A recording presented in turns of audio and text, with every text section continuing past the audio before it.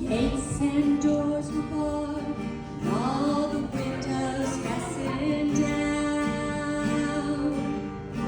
I spent the night in sleeplessness and rose at every sound, half in hopeless sorrow, half in fear the day. We find the soldiers breaking through to drag us all away.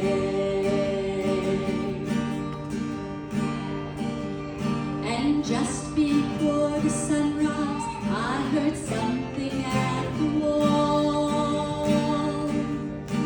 The gate began to rattle, and a voice began to call. I hurried to the window, looked down into the street,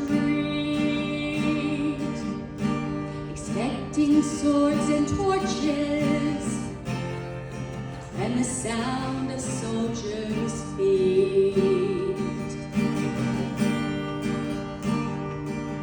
But there was no one there but Mary, so I went down to let her in.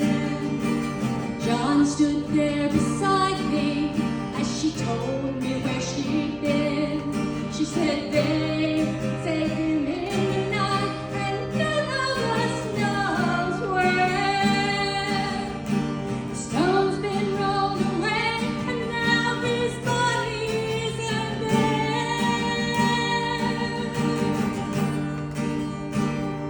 So we both ran toward the garden. John ran on ahead. We found the stone and empty tomb, just the way that Mary said. But the winding sheet they'd wrapped him in was just an empty shell. And how of where they'd taken him was more than I could tell.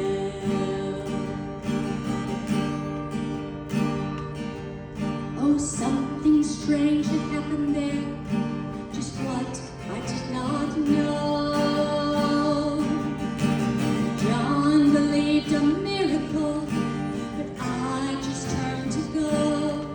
Circumstance and speculation couldn't lift me very high, 'cause I'd seen them crucify him, then I saw him die.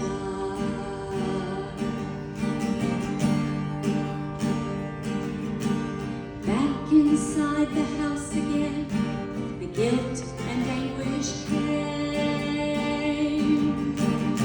Everything I promised him just added to my shame. When at last it came to choices, I denied I knew his name. Even if he was alive,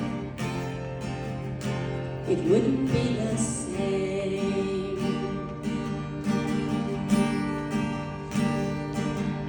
Then suddenly the air was filled with strange and sweet perfume. Light that came from everywhere drove shadows from the room. And Jesus stood before me with his arms held open wide. And I fell down on my knees, and I just clung to him and cried.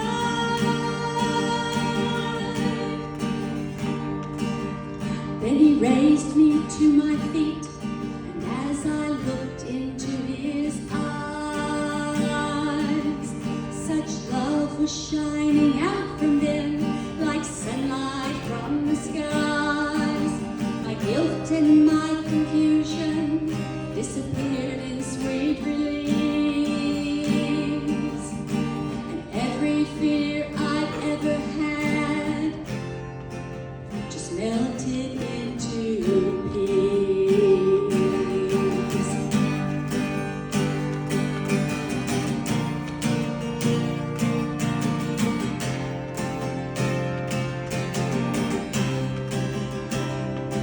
He's alive.